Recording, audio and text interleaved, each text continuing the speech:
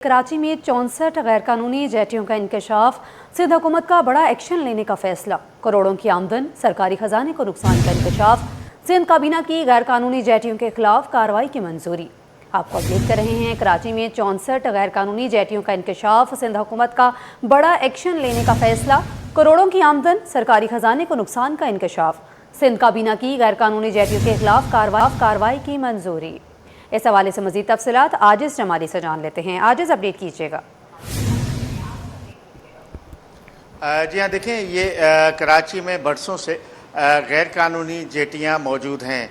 जेटियाँ वो हैं जो साहिल समंदर पर मछली का कारोबार होता है और हर जेटी पे रोज़ाना सैकड़ों कश्तियाँ मछली की भरकर समंदर से लाए जाते हैं। गुज़िश्ता रोज़ सिंध काबीना के इजलास में ये इंकशाफ हुआ है कि कुछ 64 गैर कानूनी ऐसी जेटियाँ कराची में मौजूद हैं जो अनरजिस्टर्ड हैं। ये जेटियाँ हुकूमत के पास आम तौर पर रजिस्टर होती हैं। चूँकि इन जेटियों पे करोड़ों रुपए का कारोबार होता है, लेकिन ये चूँकि रजिस्टर नहीं है तो इन जेटियों से हुकूमत को कोई टैक्स भी नहीं मिलता। ये बताया गया सिंध काबीना को, और ये भी बताया गया कि इन जेटियों की वजह से सिक्योरिटी खदशात भी आए दिन पाए जाते हैं। तो अब सिंध हुकूमत ने ये फ़ैसला किया है, उस सिंध काबीना ने जिसकी मंजूरी दी है कि सिंध फ़िशिंग जेटीज़ एक्ट 2022 यानी जो कानून है इनका 2022 का, उसको तब्दील करने का फ़ैसला हुआ है। और सिंध असम्बली के आने वाले इजलास में एक बिल पेश किया जाएगा जिसमें इस कानून को तब्दील किया जाएगा। और इस कानून के तहत जो सिंध फ़िशिंग रिज़र्वेशन पुलिस है, कंजर्वेशन पुलिस, उसको भी तब्दील किया जा रहा है। उस पुलिस का नाम फ़िशरीज़ सिक्योरिटी सर्विस रखा जा रहा है, जिसमें फ़िशरीज़ का तमाम जो कंट्रोल होगा वो भी उसी के ही पास होगा, जो इन जेटीज़ के ख़िलाफ़ कार्रवाई भी करेगी और कोई भी गैर कानूनी जेटी कायम करने नहीं देगी। इस बारे में हमने सिंध हुकूमत के महकमे फ़िशरीज़ से जो मालूमात ली है, उसके मुताबिक कि गैर कानूनी जालों के ज़रिए जो मछली का शिकार होता है, पाबंदी के बावजूद उनको इस्तेमाल किया जाता है। तो जो मौजूदा कानून है उसमें पाबंदी तो मौजूद है, लेकिन उस पर अमल नहीं होता। अब नए कानून के तहत गैर कानूनी जो जाल इस्तेमाल करने वाले माहीगीर हैं या जो कश्ती ओनर्स हैं, उनके ख़िलाफ़ भी कार्रवाई की जाएगी। और ये भी फ़ैसला हुआ है कि गैर कानूनी जेटीज़, जो मैं आपको ये भी बताऊं कि ये जेटीज़ जो हैं 62 लोगों के होते हैं, और ख़ास तौर पे कुछ जेटीज़ का हमें पता है। इब्राहिम हैदरी में 2-3 जेटीज़ हैं, हॉक्सबे साइड पे 2-3 जेटीज़ हैं, मनोड़ा साइड पे 2-3 जेटीज़ हैं। इस तरफ ठट्टा से लेके गवादर तक, और फिर इस दौरान जो सिंध का साहिल समंदर है उस पर 64 जेटीज़ मौजूद हैं। अब इन जेटीज़ को कानून की शक्ल में लाया जाएगा, या तो इनको ऑप्शन दिया जाएगा कि ये अपने आप को रजिस्टर करवाएं सिंध हुकूमत के महकमे फ़िशरीज़ के पास। अगर ये रजिस्टर नहीं करवाते तो फिर इनके ख़िलाफ़ कार्रवाई की जाएगी और इनको बंद किया जाएगा। जी, आजिज़ जमाली अपडेट कर रहे थे। आजिज़, आपका शुक्रिया। कराची में 64 गैर कानूनी जेटियों का इंकशाफ हुआ है। सिंध हुकूमत का बड़ा एक्शन लेने का फैसला सामने आया है। करोड़ों की आमदन, सरकारी खजाने को नुकसान का इंकशाफ, सिंध काबीना की गैर कानूनी जेटियों के खिलाफ कार्रवाई की मंजूरी दे दी गई है। बोर्डों में मुतवाफ़ी कोटे पर नई भर्तियों का असूली फैसला, ज़ेरे इल्तफ़ा केसेस का जायज़ा लेने के लिए 5 रुकनी सिक्योरिटी कमेटी कायम, मुतवाफ़ी मुलाजमीन की बेवाओं और औलाद को मुलाजमत देने के अमल का आगाज़। बोर्ड ऑफ रेवेन्यू ने मुतवाफ़ी कोटे पर भर्तियों के लिए तरीक़ाकार तय कर लिया है। आपको अपडेट कर रहे हैं। बोर्ड ऑफ रेवेन्यू में मुतवाफ़ी कोटे पर नई भर्तियों का असूली फ़ैसला किया गया है। ज़ेरे इल्तफ़ा केसेस का जायज़ा लेने के लिए 5 रुकनी सिक्योरिटी कमेटी कायम कर दी गई है। मुतवाफ़ी मुलाजमीन की बेवाओं और औलाद को मुलाजमत देने के अमल का आगाज़ कर दिया गया है। बोर्ड ऑफ रेवेन्यू ने मुतवाफ़ी कोटे पर भर्तियों के लिए तरीक़ाकार तय कर लिया है। आपको अपडेट कर रहे हैं। बोर्ड ऑफ रेवेन्यू में मुतवाफ़ी कोटे पर नई भर्तियों का असूली फ़ैसला किया गया है।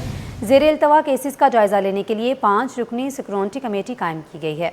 मुतवफ़ी मुलाजमीन की बेवाओं और औलाद को मुलाजमत देने के अमल का आगाज़ हो चुका है। बोर्ड ऑफ रेवेन्यू ने मुतवफ़ी कोटे पर भर्तियों के लिए तरीक़ाकार तय कर लिया है। आपको बता रहे हैं बोर्ड ऑफ रेवेन्यू में मुतवफ़ी कोटे पर नई भर्तियों का असूली फैसला। ज़ेर इल्तवा केसेस का जायज़ा लेने के लिए 5 रुकनी सिक्योरिटी कमेटी कायम की गई है। मुतवफ़ी मुलाजमीन की बेवाओं और औलाद को मुलाजमत देने के अमल का आगाज़ हो चुका है। बोर्ड ऑफ रेवेन्यू ने मुतवफ़ी कोटे पर भर्तियों के लिए तरीक़ाकार तय कर लिया है। आपको बता रहे हैं बोर्ड ऑफ रेवेन्यू में मुतवफ़ी कोटे पर नई भर्तियों का असूली फैसला किया गया है। ज़ेर इल्तवा केसेस का जायज़ा लेने के लिए 5 रुकनी सिक्योरिटी कमेटी कायम की गई है। मुतवफ़ी मुलाजमीन की बेवाओं और औलाद को मुलाजमत देने के अमल का आगाज़ हो चुका है। बोर्ड ऑफ रेवेन्यू ने मुतवफ़ी कोटे पर भर्तियों के लिए तरीक़ाकार तय कर लिया है। बोर्ड ऑफ रेवेन्यू में मुतवफ़ी कोटे पर नई भर्तियों का असूली फैसला किया गया है। ज़ेर इल्तवा केसेस का जायज़ा लेने के लिए 5 रुकनी सिक्योरिटी कमेटी कायम की गई है। आज़ाद नोहरियों से मज़ीद तफसीलात जानते हैं। आज़ाद, बताइएगा। जी बिल्कुल, हुकूमत सिंध ने महकमा बोर्ड ऑफ रेवेन्यू में जो है दौरा मुलाजमत वफात पाने वाले मुलाजमिन के कोटे पर जो है तकरीर के मुंतजर जो मुलाजमत के ख्वाहिशमंद उम्मीदवार उनको भर्ती करने का उसूली तौर पर फैसला कर लिया है। इस वजह से महकमा बोर्ड ऑफ रेवेन्यू ने अमल दरामद के लिए सेक्रेटरी महकमा बोर्ड ऑफ रेवेन्यू की सरबराही में स्क्रूटनी अमल दरामद कमेटी कायम कर दी है। कमेटी में जो 4 दीगर मेंबरान जो महकमा बोर्ड ऑफ रेवेन्यू से मुंसलिक थे उनको भी शामिल किया गया, जिसमें डिप्टी डायरेक्टर, असिस्टेंट सेक्रेटरी और महकमा कानून का नुमाइंदा और मतलब महकमे का इदारे का नुमाइंदा भी इस कमेटी मेंबर के तौर पर शामिल कर दिया गया। कमेटी दरख्वास्त गुजारों के कानूनी वारिस उनका तयन करेगी। इसके साथ साथ दरख्वास्त गुजारों की मुकर्रर मुद्दत में जो दरख्वास्त उनकी जांच पड़ताल करेगी, जबकि भर्तियां सिंध सिविल सर्वेंट्स रूल्स के कवानीन और सुप्रीम कोर्ट के फैसले की रोशनी में जांच पड़ताल की जाएगी। जबकि कमेटी केसेस की सिफारिशात जो मुरतब करके मुतल्लिक़ इदारे या अथॉरिटी को अरसल करेगी। जबकि महकमा बोर्ड ऑफ रेवेन्यू में इस सिलसिले में बाज़ाब्ता तौर पर जो नोटिफिकेशन जारी कर दिया गया, नोटिफिकेशन में ये भी लिखा गया है कि इन भर्तियों के मुतफ़िक़ कोटा 2024 की जो पॉलिसी है उस पर अमल दरामद को यकीनी बनाया जाएगा। जो मुलाजमिन 2024 के से कबल जो है दौरा मुलाजमत वफात पा गए, उनकी बेवाओं या उनका जो कानूनी हकदार जो औलाद है उनको मुलाजमत देने की कमेटी सिफारिशात तैयार करके मुतल्लिक़ इदारे को अरसल करेगी और मुतल्लिक़ इदारा उस पर अमल दरामद को यकीनी बनाएगा। इस हवाले से महकमा बोर्ड ऑफ रेवेन्यू ने बाज़ाब्ता तौर पर अमल दरामद कमेटी कायम करके अमल दरामद कमेटी को इस फैसले पर अमल दरामद को यकीनी बनाने के भी अहकाम जारी कर दिए हैं। जी आज़ाद नोहरी अपडेट कर रहे थे। आज़ाद, आपका शुक्रिया। तरसीलात ज़र में जून के दौरान माहाना 18% कमी रिकॉर्ड। जून 2026 में बिरून मुल्क पाकिस्तानियों ने 3 अरब 50 करोड़ डॉलर भिजवाए। सालाना बुनियादों पर तरसीलात ज़र में 2% इजाफा हुआ। माली साल 2026 में तरसीलात ज़र 41 अरब 60 करोड़ डॉलर तक पहुँच गई हैं। आपको अपडेट कर रहे हैं। तरसीलात ज़र में जून के दौरान माहाना 18% कमी रिकॉर्ड की गई है। जून 2026 में बिरून मुल्क पाकिस्तानियों ने 3 अरब 50 करोड़ डॉलर भिजवाए हैं। सालाना बुनियादों पर तरसीलात ज़र में 2% इजाफा हुआ। माली साल 2026 में तरसीलात ज़र 41 अरब 60 करोड़ डॉलर तक पहुँच गई हैं। आपको अपडेट कर रहे हैं। तरसीलात ज़र में जून के दौरान माहाना 18% कमी रिकॉर्ड की गई है। मज़ीद तफसीलात ब्यूरो चीफ अशरफ खान से जान लेते हैं। अशरफ खान, बताइएगा इस हवाले से।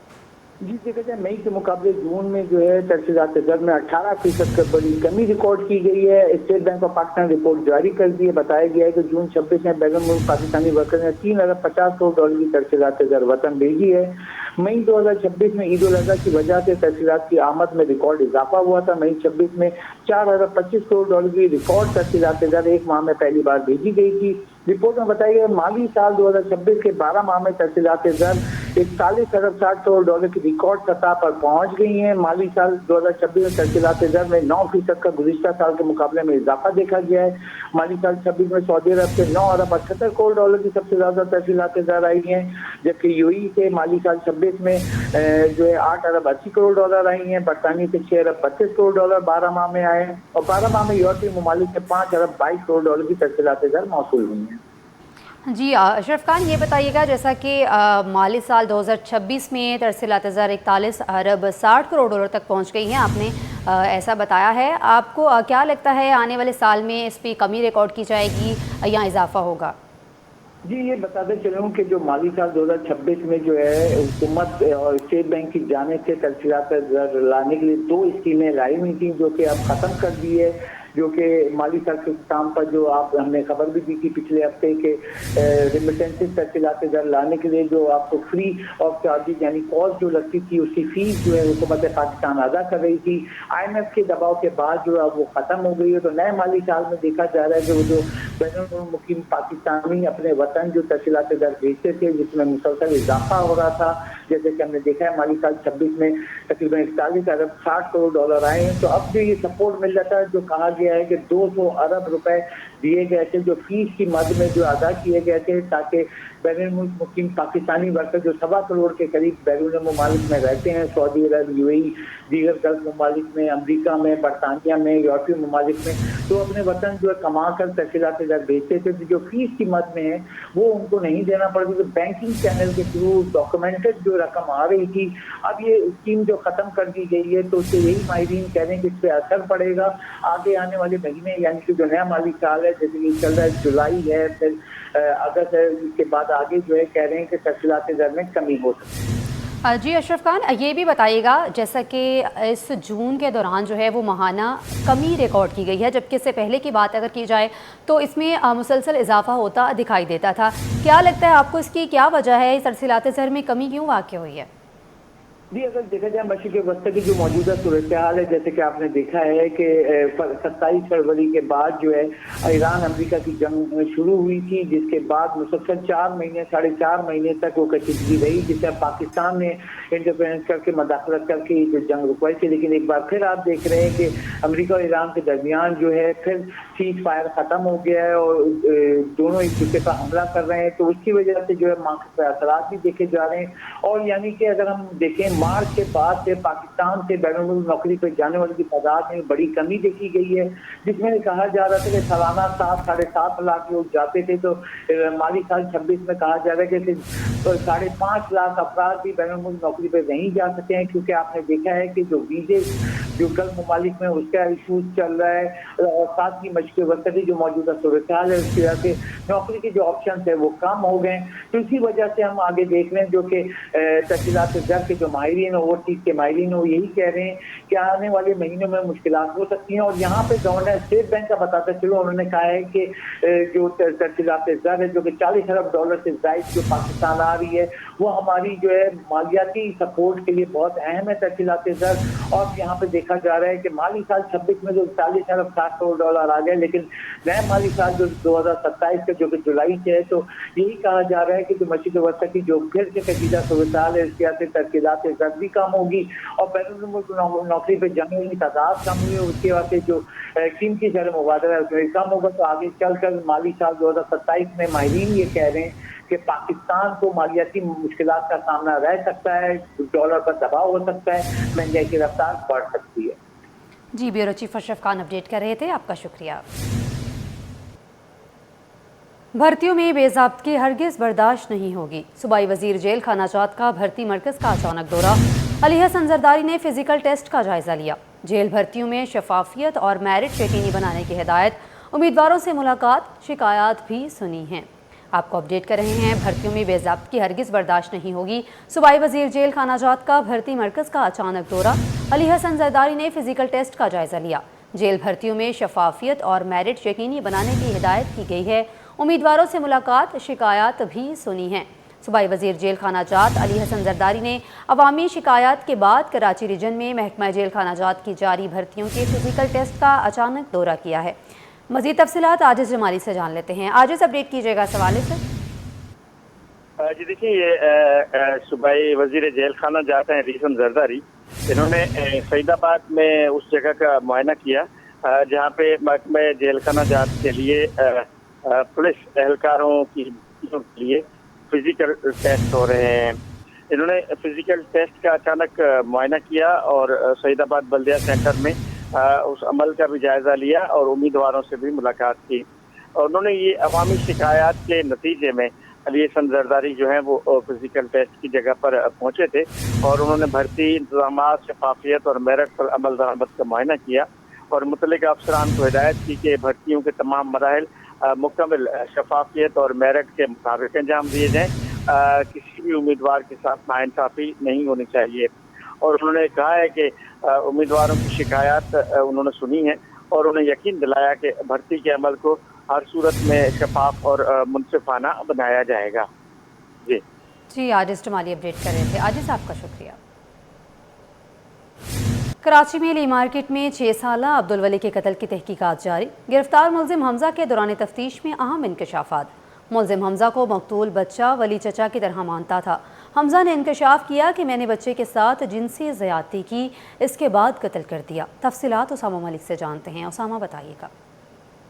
बिल्कुल देखिए, गुज़िश्ता रोज़ जो है वो कराची का इलाका ली मार्केट था, जहाँ पर एक बच्चे की जो है वो पहले अगवा हुआ, उसके बाद लापता हो गया था। उसकी लाश जो है वो घर के पास से ही मिली थी। अब उसकी जो है वो तहकीकात जारी हैं। इसी दौरान जो है वो उसके कत्ल में अहम इंकशाफात, जो मुलजिम गिरफ्तार है उससे जो है वो अहम इंकशाफात सामने आए हैं। पुलिस हुक्काम से हमारी बात हुई थी, उनका कहना है कि मुलजिम हमजा जो है वो उसको बहुत घुमाता रहा, लेकिन जब पुलिस ने इससे तफ्तीश की तो इसने अहम इंकशाफात किए। इसने पहले जो है वो बच्चे को ये ले गया था, बहला फुसलाकर उसके साथ ज्यादती की और उसके बाद जो है वो उसको कत्ल कर दिया और उसके बाद फिर जो है वो उसको कत्ल करने के बाद भी उससे ज्यादती की। मुलजिम हमजा का बताना है कि मकतूल जो बच्चा है वली, वो उसको चाचा की तरह मानता था और उसके साथ जो है वो अक्सर चीज़ लेने भी चला जाता था। एक दिन जिस दिन ये पीर वाले दिन वली गायब हुआ है, उस दिन जो है वो गली में इनके जनाजा हो गया था। तमाम लोग जो है वो तदफीन वगैरह में गए हुए थे। जनाजे के दौरान मौका पाकर ये बच्चे को अपने फ्लैट पर ले गया। उसने बच्चे के साथ जिनसी ज्यादती की, उसके बाद जो है वो उसे कत्ल किया और उसके बाद फिर जो है वो उसे ज्यादती का निशाना बनाया। उसका कहना है कि बच्चा मेरी शनाख्त जानता था, इसकी वजह से जो है वो उसको कत्ल किया। कत्ल के बाद लाश जो है वो बोरी में बंद करके कंबल में लपेट के अलमारी में रख दी थी। उसके बाद पुलिस ने फ्लैट की तलाशी भी 3 मरतबा पुलिस ने ली, लेकिन इलाका जो वालों ने जो है वो उस पर शक हुआ तो उसके खौफजदा हो गया था। अहले इलाका का शक दूर करने के लिए उसने जो है वो बच्चे के साथ ही ये मुलजिम पुलिस के साथ ही जो है वो ढूंढता रहा। उसको खौफ के बाइस लाश फ्लैट से खिड़की के नीचे फेंकी। पुलिस जब फ्लैट के में मौजूद पहुंची तो कमरे में ये अकेला मौजूद था। मुश्तइल अफराद ने फिर इसको तशद्दुद का निशाना बनाया। अब जो है वो गिरफ्तार मुलजिम जो है वो दौरान तफ्तीश इसने वारदात में दीगर अफराद के भी मुलव्विस होने का दावा किया था। फिर इसने मुख्तलिफ मकामात पर पुलिस को ये रेड के भी लेके गया, जिसमें गिजरी, पंजाब कॉलोनी और सुल्तानाबाद, लेकिन इसके साथ कोई भी जो है वो मुलव्विस नहीं निकला। मुलजिम हमजा के वालिद और चचा को भी जो है वो तहवील में लिया हुआ है। अब इससे मजीद भी तफ्तीश की जा रही है और अहम इंकशाफात मुतवक्के हैं। आज जो है वो इसको अदालत में पेश किया जाएगा। मजीद भी इसका क्रिमिनल रिकॉर्ड हासिल किया जा रहा है। जबकि पुलिस हुकाम से हमारी बात हुई थी और दीगर जो पुलिस सर्जन है उनसे भी हमारी बात हुई थी। उनका कहना है कि लाश जो है वो उसकी काफ़ी पुरानी थी। वली के सर पर फ्रैक्चर के भी निशानात थे। वजह मौत जो है वो उसका भी तयन नहीं हो सका है। अब जो है वो उसकी जानने के लिए मजीद केमिकल एग्जामिन वगैरह ले लिए गए हैं। पोस्टमार्टम की रिपोर्ट जब फाइनल आएगी उसमें जो है वो मजीद भी इंकशाफात मुतवक्के हैं। शहर के मुख्तलिफ इलाकों में पुलिस मुकाबलों के दौरान 6 जख्मियों समेत 7 मुलजिमान को गिरफ्तार कर लिया गया, जबकि फायरिंग और ट्रैफिक हादसात के नतीजे में 2 अफराद जख्मी हो गए। गुलशन इकबाल, आरामबाग, औरंगी टाउन और साइड सुपर हाईवे में मुबैना पुलिस मुकाबले हुए, जिस दौरान 6 जख्मियों समेत 7 मुलजिमान गिरफ्तार किए गए। पुलिस के मुताबिक मुलजिमान के कब्जे से असलहा, मोबाइल फ़ोन, मोटरसाइकिल और नकद रकम बरामद कर ली गई। दूसरी जानिब शफीक मोड़ पर डंपर की टक्कर से एक मोटरसाइकिल सवार जख्मी हो गया।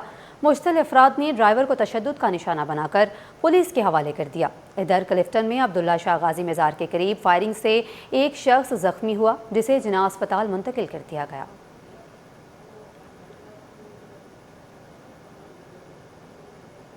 जाम सादिक ब्रिज की असर नौ तामीर का मंसूबा तातिल का शिकार हो गया। पुराने ब्रिज को मसमार करने का काम गुज़िश्ता 3 माह से ज़ायद अरसे से मुकम्मल तौर पर रुका हुआ है, जिसके बायस शहरियों को शदीद मुश्किलात का सामना है। कोरंगी और इंडस्ट्रियल एरिया के दरमियान आमदोरफ्त के लिए फ़िलहाल ताज हैदर ब्रिज इस्तेमाल किया जा रहा है, जहाँ ट्रैफिक का दबाव भी बढ़ गया है। आगाह करेंगे अक्सा शाहिद। अक्सा बताइएगा। जी बिल्कुल, मैं एक बार फिर से ताज हैदर ब्रिज पर मौजूद हूँ और इसके अकब में जो मौजूद है जाम सादिक ब्रिज, इसकी मसमार करने का जो है वो काम शुरू किया गया था। अब एक बार फिर से जो है वो इसका काम रुके हुए तकरीबन 3 माह से ज़्यादा का वक्त गुजर चुका है, लेकिन अब तक यहाँ पे हमें कोई भी काम होता हुआ या फिर मसमार करने का जो दीगर काम था वो अब तक जो है वो मुकम्मल नहीं किया गया। जबकि इस ब्रिज को का जो है वो दिया गया था तकरीबन इसमें से अब 1 साल के करीब जो है वो हम पहुँच चुके हैं। अक्टूबर से जो है वो इसका सिलसिला शुरू किया गया था। दीगर चीज़ों के बाद जो है वो इसको रोका गया था कि इलेक्ट्रिक की चीज़ें वायर्स थी, यूटिलिटीज़ वायर्स थी, उनके वायर्स जो है वो इसको रोका गया था। लेकिन वो मसला जो है वो सॉर्ट आउट होने के बाद जो एक बार फिर से जो मसमार करने का काम देखा जा रहा था। हैवी मशीनरीज थी जो है वो दिन रात जो है वो पुल की बुनियादों को जो है वो कमज़ोर करी थी और जो है वो गिरा रही थी। लेकिन अब ये देख रहे हैं कि फिर से जो है वो काम जो है वो रुक चुका है पूरे तरीके से। इस वक्त भी अगर आप देखें तो यहाँ पर कोई मशीन मौजूद नहीं है, कोई जो है वो चीज़ें नहीं है। सिर्फ यहाँ पर जो वो बैरियर्स लगा दिए हैं ताकि कोई भी शहरी या फिर जो वो यहाँ पर जो वो नहीं जा सके, क्योंकि अक्सर नशे के आदि अफराद जो है वो ऐसी जगहों पे घुसते हैं और जो कीमती चीज़ें होती हैं तरक्याती कामों की वो चोरी करने की जो वो कोशिश करते हैं। लेकिन यहाँ पर जो वो गार्ड मौजूद हैं, जो तरक्याती काम का सिलसिला है वो बिल्कुल जो है वो इस वक्त यहाँ पर रुका हुआ है। जबकि हमारी जब बात हुई थी यहाँ के अमले से तो उनका ये कहना था जहाँ पे मशीनरीज लगी हुई वो मुस्तकिल तौर पर जो वो यहाँ पे पैसे चार्ज करती हैं। कोरंगी से इंडस्ट्रियल एरिया को जोड़ने के लिए इस वक्त जो वो ताज हैदर ब्रिज का जो वो इस्तेमाल किया जा रहा है। जो येलो लाइन BRT का मंसूबा है उस मंसूबे में भी अब तक ये ब्रिज कायम किया गया है ताकि आवाम को जो वो सहूलियात फराहम की जा सके। लेकिन कब बनेगा जाम सादिक ब्रिज मस्मार होके, इसकी अब तक जो वो कोई अपडेट नहीं है। जी, कोरंगी रेड नंबर में गैर एलानिया लोड शेडिंग ने मकीनों और दुकानदारों की मुश्किलात में इजाफा कर दिया है। दुकानदारों का कहना है कि बिजली की आंख मचोली के बायस मामूलात ज़िंदगी भी बुरी तरह दरहम बरहम हो चुके हैं। बिजली की अदम दस्तयाबी ने घरों और बाज़ारों में मुश्किलात बढ़ा दी हैं। आगाह करेंगी दुआ शकील प्राचा। दुआ बताइएगा। जी बिल्कुल, मैं इस वक्त कोरंगी के इलाके कोरंगी डेढ़ नंबर में जो है वो मौजूद हूँ, जहाँ पर बिजली के मसाइल ने, बिजली की लोड शेडिंग ने शहरियों को परेशान कर रखा है। ख़ास तौर पे वो जिनके कारोबार हैं, कारोबार बिल्कुल जो है वो बंद हो चुके हैं बिजली ना होने की वजह से। तो इस वक्त हमारे साथ यहाँ पे मौजूद है दुकानदार, इनसे जान लेते हैं। अच्छा, मुझे बताइएगा कि बिजली ना आने की वजह से क्या कारोबार के अंदर मसाइल होते हैं, और मुझे बताइएगा इसके बारे में। बिजली ना आने की वजह से हमसे फंदे भी नहीं कटते, ना काम होता है, हमारे सर से अब टांगों से पसीना आता है, ऐसी अब काम छोड़ के बाहर आगे बैठ जाते हैं। अब हमारे हाथ चलेंगे तो पैसे बनेंगे, अब हमें बड़ा नुकसान हो जाता है। 1 घंटे के लिए बत्ती खोलते फिर बंद कर देंगे, 2 घंटे के लिए फिर आगे हम बाहर बैठ जाते हैं। इससे ये कि हम 200-300 रुपये का काम होता है, बड़ी परेशानी हो रही है। जब इधर हाल ये है तो हमारे बच्चों का हाल, सारी रात बत्ती नहीं आती, समझिए। बच्चों की तरफ देखते तो उनका बड़ा गुस्सा, वो बस रोने का दिल करता है। जी बिल्कुल, इस वक्त हमारे साथ जो थे शहरी मौजूद थे, इनका यही कहना था कि बिजली ना आने की वजह से ना सिर्फ कारोबार मुतासर हो रहे हैं बल्कि घरों के अंदर भी न बच्चे सुकून से सो पा रहे हैं, ना ही कोई और सारे काम बाउंड हो चुके हैं बिजली ना आने की वजह से। दिन में सिर्फ 1 से 2 घंटे बिजली आती है और इसके अलावा सारा दिन जो है वो बिजली के बगैर गुजर जाता है। जी, मौसमियाती तब्दीली के असरात के बायस शहर कायद में गर्मी की शिद्दत मुसलसल बढ़ती जा रही है। माहिरीन के मुताबिक दरख्तों की कमी और कंक्रीट के फैलते जंगल ने दर्जे हरारत में नुमायाँ इजाफा कर दिया है। दूसरी जानिब बस स्टॉप्स पर सायादार शेल्टर्स ना होने के बायस शहरी शदीद धूप में पब्लिक ट्रांसपोर्ट का इंतज़ार करने पर मजबूर हैं। मज़ीद जानते हैं अक्सा शेख से। अक्सा, बताइएगा। अच्छा, बिल्कुल, शहर कायद के मौसम की अगर बात करें तो शहर कायद में दिन ब दिन जो है वो गर्मी में भी इजाफा हो रहा है। अगर हम मानसून बारिशों की बात करें तो पूरे मुल्क में मानसून बारिशें हो रही हैं, लेकिन शहर कायद में जो है हवा में नमी के तनासब ज़्यादा होने के बाद जो गर्मी की लपेट है वो बरकरार है। और दरख्तों की इसकी जो सबसे बड़ी वजह बताई जाती है वो दरख्तों की कमी का होना। तो इस वक्त भी हम बस स्टॉप पर मौजूद हैं और यहाँ पर जो मुसाफिर हैं वो धूप में खड़े हुए हैं। इनसे बात करेंगे। आप बताएगा कि अगर यहाँ पर दरख्त लगे हुए होते तो आप लोगों को कितनी आसानी होती? हाँ, यहाँ पे दरख्त नहीं है, पूरे कराची में ना दरख्तों की बहुत कमी हो गई है। यहाँ से गवर्नमेंट को चाहिए कि दरख्त लगाने चाहिए, आलूदगी, ये कचरा, ये वो सारा ख़त्म हो जाएगा। इस वजह से हीट भी बहुत ज़्यादा बढ़ी हुई है, गर्मी बहुत ज़्यादा है। तो ज़्यादा से ज़्यादा ना दरख्त यहाँ पे लग जाएँ तो गर्मी की शिद्दत जो है ना कम। हुकूमत को नहीं, शहरी को भी चाहिए ना कि दरख्त लगाएं। हाँ, हम लोग भी को भी, पूरे पाकिस्तान को, पूरे कराची को चाहिए कि यहाँ पे हर बंदा अपना हिस्सा ले, दरख्त लगाए, पूरी मुहिम शुरू करे, क्योंकि गर्मी जो है ना थोड़ा कम हो। तरीके से इन्होंने कहा कि धूप में यहाँ पे खड़े में हैं, अगर दरख्त लगे हुए होते हैं, को शेल्टर बना हुआ होता तो उसकी वजह से ये गर्मी से भी बच सकते थे। तो शहरियों का भी यही मुतालबा है कि हुकूमत को भी चाहिए, सिर्फ हुकूमत की नहीं, हर शहरी की जिम्मेदारी है कि वो एक पौधा अपने घर के आगे लाजमी लगवाए। जी नाज़रीन, शहर में मानसून बारिशों से कबल बरसाती नालों की सफाई के दावे अपनी जगह, लेकिन इस्लामिया कॉलेज जिगर मुरादाबादी रोड पर वाक़या बरसाती नाला ताहाल कचरी और मलबे का डंपिंग पॉइंट बना हुआ है। शहरियों का कहना है कि नाला टनों कचरे और मलबे से चूक है, जिसके बायस तेज़ बारिश की सूरत में पानी की रवानी मुतासर होने और करीबी इलाकों के ज़ेर आब आने का खदशा है। शहरियों ने भी खदशा जाहिर किया है कि अगर नाला उबला तो ज़ेर तामीर न्यू MA जिन्ना रोड भी मुतासर हो सकता है। रिजवान, बताइएगा कि इस वक्त इस्लामिया कॉलेज जिगर मुरादाबादी रोड पर सूरत हाल क्या है? इंतज़ामिया ने नाले की सफाई के लिए अब तक क्या इक़दाम किए हैं और शहरी किस किस्म के खदशात का इजहार करते दिखाई दे रहे हैं? ज़रा बताइएगा इस पर। जी, इस वक्त मैं मौजूद हूँ जिगर मुरादाबादी रोड पर, इस्लामिया कॉलेज के करीब। और जिगर मुरादाबादी रोड न्यू MA जिन्ना रोड से भी जो है वो लिंक करता है, जो कि जाके यूनिवर्सिटी रोड से मिलता है। मेरे कैमरामैन अजलान शिपा आपको दिखा सकें कि ये बरसाती नाला है जो अपना वजूद खो चुका है और एक वसी इलाके का बरसाती पानी इसमें से गुज़रता है, लेकिन ये जो है मलबे के ढेर, कचरे के अंबार हैं और इसकी सफाई जो है वो एक टिपिकल काम दिखाई देती है और फौरी तौर पर होना ज़रूरी है, क्योंकि जो मज़ार कायद है उसके इतराफ़ का इलाका हो गया या नुमाइश की तरफ का जो इलाका हो गया, उसका सीवरेज के पानी की और बरसाती पानी की निकासी के लिए इसी नाले का इस्तेमाल किया जाता है। लेकिन ये बरसाती नाला इस वक्त तबाहाली से दो चार है। इसके नतीजे में ये बरसाती नाले से जो गंद है, जो गलाजत है, वो निकल रही है, बाहर रोड पर आ रही है। न्यू एमएच जेना रोड पर जो है उसकी तामीर का काम जारी है, लेकिन खदशात ये जाहिर किए जा रहे हैं कि अगर तेज़ बारिश हो गई तो ये नाला ओवरफ्लो होगा। ना सिर्फ जिगर मुरादाबादी रोड बल्कि न्यू एमएच जेना रोड जो कि ज़ेर तामीर है उसको भी नुकसान पहुंचा सकता है। एक शहरी हमारे साथ मौजूद हैं, इनसे जान लेते हैं। बताइएगा, ये नाला इस कदर ख़राब सूरत हाल में है, क्या परेशानी होती है लोगों को और बरसात में क्या होगा? भाई यही परेशानी होती है कि यहाँ पे जो भर जाता है तो फिर गुजर रास्ता नहीं होता, ये ला के इधर ही कचरा फेंक देते हैं और यहीं पे सब कुछ वो हो जाता है। तो ये जो कचरा यहाँ पे लाके फेंका जाता है, ये उठाया नहीं जाता क्या? नहीं, बिल्कुल यहाँ नहीं उठाया जाता, मज़ीद और फेंका जाता है। अच्छा, ये बताइएगा मुझे कि अगर बारिश हो गई तो क्या सूरत हाल आप मंजरकशी करेंगे उसकी? सूरत हाल यही होगी कि यहाँ से रोड बंद हो जाएगा और आमदरफ्त ख़त्म हो जाएगी यहाँ पे। बिल्कुल, आमदरफ्त के रास्ते महदूद हो जाएंगे। साथ में इस्लामिया कॉलेज की इमारत भी है और इसके साथ साथ न्यू एमएच जेना रोड की तामीर भी हो रही है, उसका तामीराती काम भी मुतासर होने का खदशा है, जिससे शहरियों को कई रोज़ जो है वो तकलीफ़ में सफ़र करना पड़ सकता है। मुतालबा ये किया जा रहा है कि फ़ौरी तौर पर इस बरसाती नाले की सफाई की जाए ताकि तेज़ बरसात की सूरत में शहरियों को किसी किस्म की मुश्किलात का सामना ना हो। जी। कोरंगी डिस्ट्रिक्ट की मॉडल कॉलोनी में वाक़या फरियाल क्रिकेट ग्राउंड भी शदीद खस्ता हाली का शिकार है, जहां बुनियादी सहूलियात के फुकदान, टूटी फूटी पिच, गैर हमवार मैदान और नाकिस देखभाल के बायस खिलाड़ी मुश्किलात का सामना कर रहे हैं। इलाका मुकीनों ने मुतल्लिका इदारों से ग्राउंड की फौरी बहाली और तज़य्युन और आइश का मुतालिबा किया है। मज़ीद जानते हैं मोहम्मद हमाद से। हमाद, बताइएगा।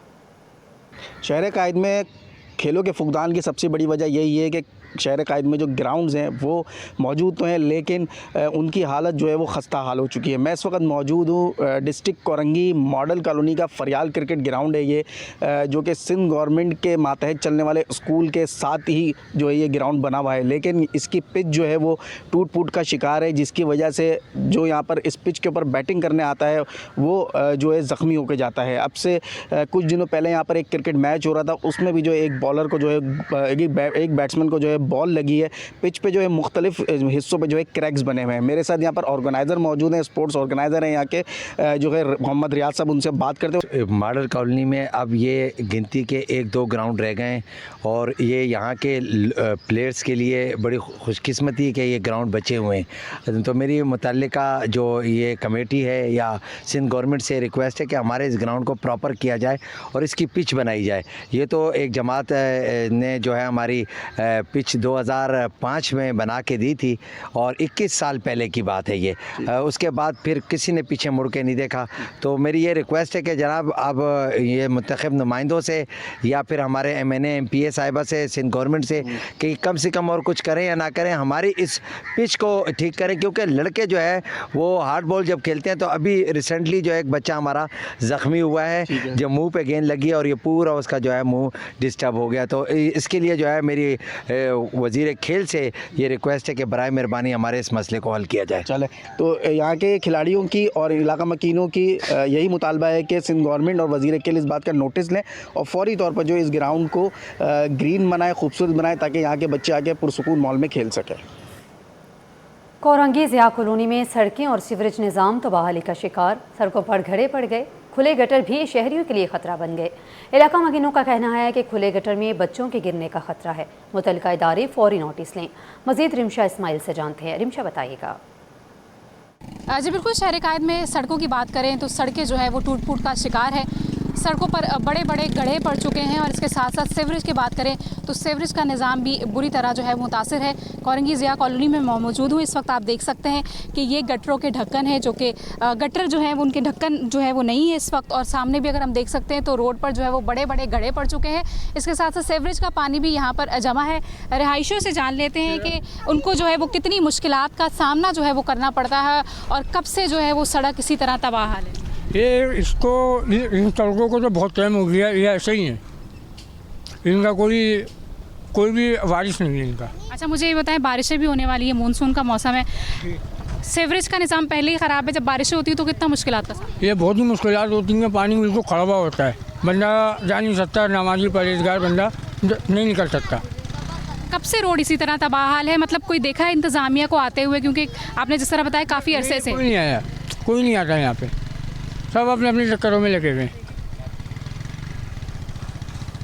खवातीन भी हमारे साथ मौजूद हैं, इनसे भी जान लेते हैं। मुझे बताएं, गटरों के ढक्कन भी नहीं है, छोटे छोटे बच्चे खेल रहे हैं, कब से रोड इस तरह तबाह? गिर जाते हैं, इनको परवाह नहीं है, आते नहीं है, इतने बोल दिया लोगों को, नहीं सुनते किसी की, उनको है नहीं परवाह। बिल्कुल, खवातीन हमारे साथ मौजूद थी, इनका यही कहना है कि छोटे छोटे बच्चे इस वक्त मौजूद हैं, ये भी गिर जाते हैं। हुकूमत और इंतज़ामिया की जानिब से कोई इकदाम नहीं किए गए हैं, सड़कें तबाहाल हैं, सीवरेज का भी निज़ाम बुरी तरह मुतासर है। मानसून का सीज़न भी शुरू हो चुका है और बारिशें होंगी तो फिर मज़ीद सूरत हाल अबतर होगी। पाकिस्तान स्टॉक एक्सचेंज में उतार चढ़ाव, 100 इंडेक्स 2218 पॉइंट्स की कमी रिकॉर्ड, 100 इंडेक्स 1,89,411 की सतह पर आ गया है। मज़ीद तफसीलात काविश मेमन से जान लेते हैं। काविश, अपडेट कीजिएगा इस हवाले से। पाकिस्तान स्टॉक एक्सचेंज में आज कारोबारी हफ्ते के चौथे दिन भी उतार चढ़ाव देखा जा रहा है। 100 इंडेक्स में 2218 पॉइंट की कमी रिकॉर्ड की गई, जिसके बाद इंडेक्स 1,80,000 की नक्सियाती सतह भी जमा बैठा है। एक मौके पर 100 इंडेक्स मुस्बत जोन में ट्रेड होता हुआ भी नजर आया, लेकिन मजमूई तौर पर बात की जाए तो सरमायादार इस वक्त मोहतात नजर आते हैं। गुज़श्ता रोज़ मार्केट में 6,000 पॉइंट की शदीद मंदी रिकॉर्ड की गई थी, और अगर से 2 दिन का जायजा लिया जाए तो मार्केट में 8,000 से ज़ायद पॉइंट गिर चुके हैं। और उसकी बुनियादी वजह यही है कि जो मिडल ईस्ट के हालात हैं उसकी वजह से सरमायाकार मोहतात है। आलमी मार्केट में खामदरी कीमतों में भी इजाफा देखा जा रहा है, और खित्ते पर एक बार फिर जब बादल मंडला रहे हैं तो इसी वजह से फाइनेंशियल मार्केट से वो भी इसकी लपेट में। जी काविश मेमन अपडेट कर रहे थे। काविश, आपका शुक्रिया।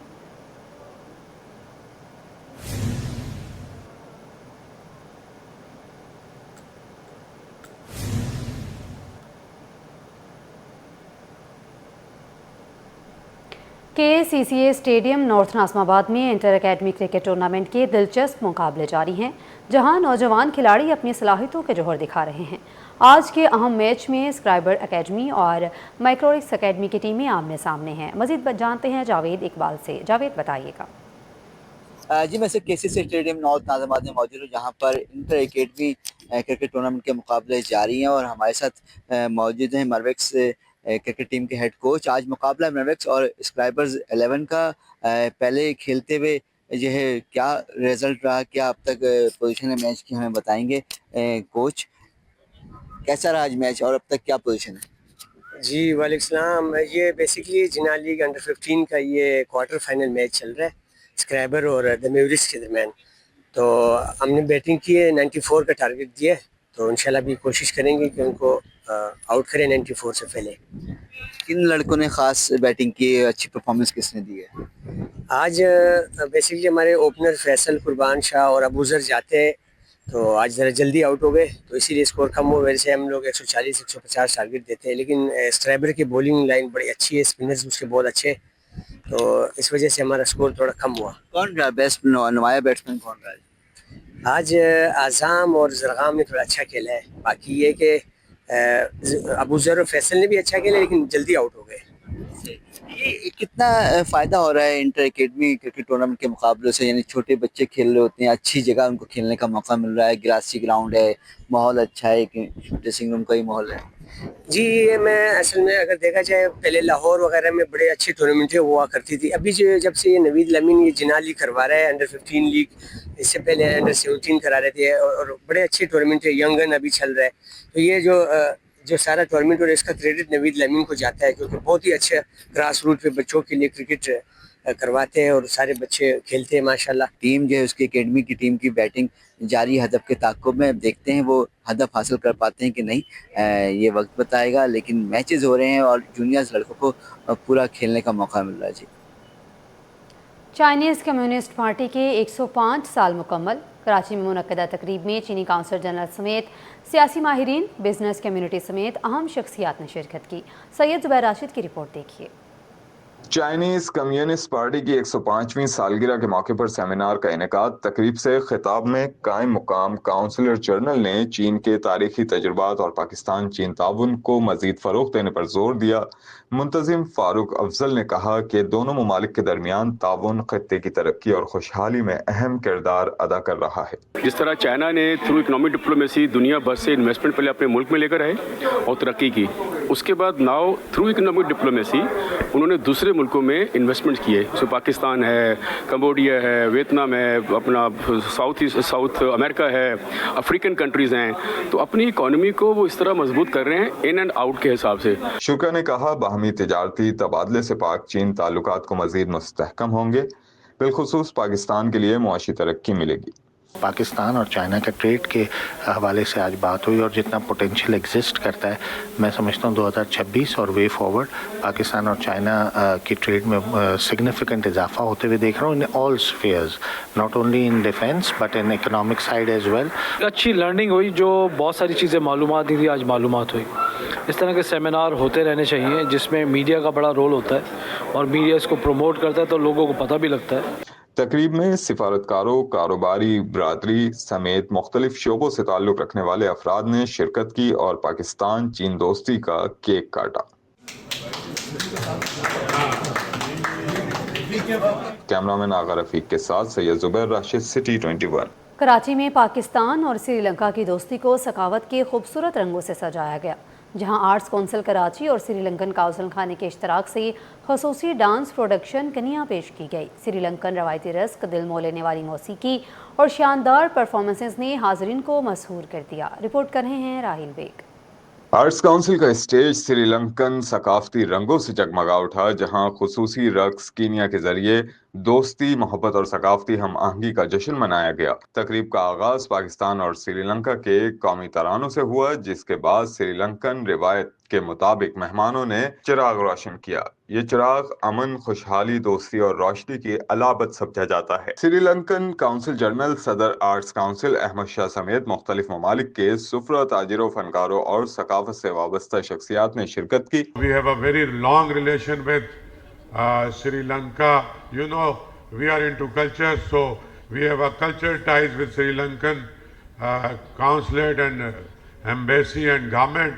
And since last 78 years, Pakistan have very strong diplomatic ties with Sri Lanka. Sri Lankan council general का कहना था कि पाकिस्तान और श्रीलंका सिर्फ सिफारती ताल्लुकात नहीं बल्कि तारीखी और सकाफती रिश्तों में भी बंधे हुए हैं। President of Karachi Art Council, Honorable Ahmed Shah, your support extended to us for Sri Lanka and for the Consulate General of Sri Lanka is unique, and I must appreciate the support from your side as well as your staff. Wonderful staff you have. And last but not least, you are my friends. Thank you very much for being here with us to see something from Sri Lanka. रक्स की दिलकश थाप, मौसीकी की मशहूर कुन धुनें और सकाफत के रंगों से सजी यादगार शाम इस पैगाम के साथ इख्तिताम पजीर हुई कि फ़न, सकाफत और मोहब्बत ऐसी मुश्तरका ज़बान हैं जो सरहदों की मोहताज नहीं होती। कैमरामैन फरहान अहमद के साथ Rahil Baig, city 21। FIFA World Cup के मौका पर कराची में पहली मरतबा all Karachi Lifebuoy football championship का इनेकाद। नॉकआउट की बुनियाद पर होने वाली चैंपियनशिप में कराची की 32 टीमें शिरकत कर रही हैं। 10 रोज़ा टूर्नामेंट का मेला लियारी में जारी है। रिपोर्ट कर रहे हैं राहिल बेग। शहर कायद में फुटबॉल का जोश उरूज पर। लाइफ बॉय ने भी चैंपियनशिप का आगाज कर दिया। चैंपियनशिप के ऑर्गेनाइजर सेक्रेटरी उस्मान इकबाल के मुताबिक चैंपियनशिप में शरीक तमाम टीमों को फुटबॉल किट फराहम की गई। फाइनल मैच डिजिटल स्क्रीन पर तमाशाइयों को दिखाया जाएगा। फाइनलिस्ट टीमों को नकद इनामात भी दिए जाएंगे। बहुत बहुत शुक्रिया लाइफ बॉय का कि वो इस टूर्नामेंट के अंदर इतनी उन्होंने सपोर्ट दिया है, इतनी स्पॉन्सरशिप दी है, इतना ताउन किया है कि ये टूर्नामेंट हम कराची में अच्छे इतने बड़े लेवल पे चलाएं, जिसके अंदर टीम्स को दीगर इनामात हैं और टीम्स को किट्स भी मिल रही है और उनको काफ़ी सपोर्ट है। तो हम तो चाहते हैं कि टीम जो बच्चे खेल रहे हैं, जो लड़के खेल रहे हैं, अपना टाइम लगा रहे हैं, उनको ही डायरेक्ट फेवर मिले, ऐसी अपॉर्चुनिटीज़ मिले, ऐसे टूर्नामेंट्स मिले, ऐसे इवेंट्स मिले जिसके अंदर वो अपना स्किल एंड टैलेंट दिखाएं। Life boy event manager Shoaib Nizami ने कहा, फीफा वर्ल्ड कप के फाइनल में पहुंचने वाली 2 टीमों की जर्सियां चैंपियनशिप की फाइनल टीमों में तकसीम की जाएंगी और वो वही जर्सियां पहनकर फाइनल खेलेंगे। वर्ल्ड कप का जो फाइनल है, जो 2 टीमें पहुंचेंगी तो हमारे इस टूर्नामेंट के भी जो फाइनल में जो टीमें पहुंचेंगी, हम सेम टीमों के हिसाब से कलर्स कॉम्बिनेशन चेंज करेंगे ताकि जितने भी लोग मैच देख रहे हैं वो अपनी अपनी टीम को सपोर्ट कर सके। तो इस kind of all Karachi tournament है, सिर्फ लियारी का नहीं है, पूरे कराची का टूर्नामेंट है और हम बिल्कुल वर्ल्ड कप के फॉर्मेट पे इस पे कर रहे हैं। नॉकआउट टूर्नामेंट है, रोजाना जो भी टीम जीत रही होगी या हार रही होगी तो हारने वाली टीम को हम लोग एटलीस्ट एक सुवीनियर तो के तौर पे मैच फीस के अलावा फुटबॉल भी दे रहे हैं, जो कि फीफा की वर्ल्ड कप जो इस दफा यूज हो रही है। लियारी की आवाम ने लाइफ बॉय फुटबॉल टूर्नामेंट पर खुशी का इजहार किया। इफ्तिताही रोज आजाद शाहीन और जाफा फुटबॉल क्लब के दरमियान मैच खेला जाएगा। चैंपियनशिप 19 जुलाई तक लियारी के ककली ग्राउंड में खेली जाएगी। कैमरामैन जान शेर के साथ राहील बेग, सिटी 21। दुनिया भर में फीफा वर्ल्ड कप का बुखार सर चढ़कर बोल रहा है। बड़े बड़े मुकाबले शायकीन की तवज्जो का मरकज़ बने हुए हैं। मिनी ब्राज़ील कहलाने वाले लियारी में भी फुटबॉल के दीवाने अपनी मनपसंद टीमों की हिमायत के लिए बड़ी तादाद में जमा होते हैं, जहां बड़ी स्क्रीन पर मैच देखने का ख़ुसूसी इंतज़ाम किया जाता है। शायान अली मिर्जत की रिपोर्ट देखिए।